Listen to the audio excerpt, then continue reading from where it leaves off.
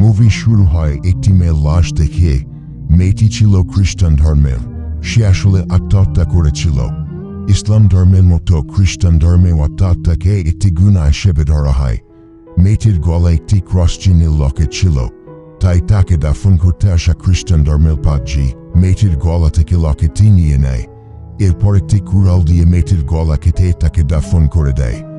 Scene shift হয়ে এবার আমরা ইবলিনের নবাব গডফ্রিকে তার দলবল নিয়ে দেখতে পাই, যে কিনা তার ঘোড়ার পায়ের জন্য লোহার কাভার বানাতে এসেছে গ্রামের একজন কামারের কাছে, যার নাম হল বেলিয়ান।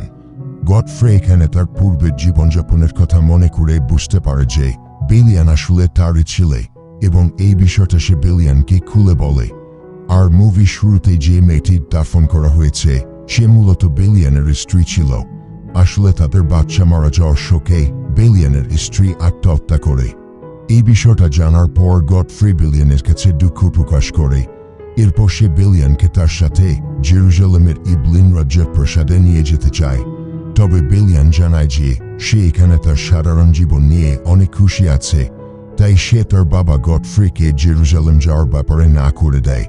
তবে গডফ্রে চলে যাওয়ার আগে তাকে জেরুজালেম যাওয়ার রাস্তা বলে দিয়ে যায়, যাতে কখনো যদি কোনো কিছু দরকার হয় বা তার মন পরিবর্তন হয় তাহলে সে যেন গডফ্রের কাছে চলে আসে।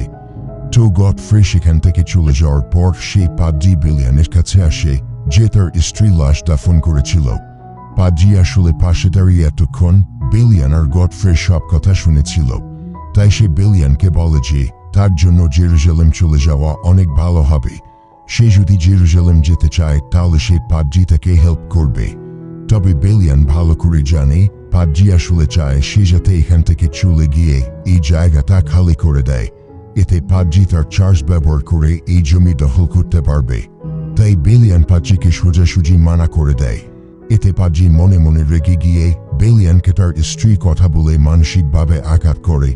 পাদ্রী তাকে বলে যে তার স্ত্রী যেহেতু আত্মহত্যা করেছিল তাই সে তার গলা কেটে তাকে দাফন করেছে।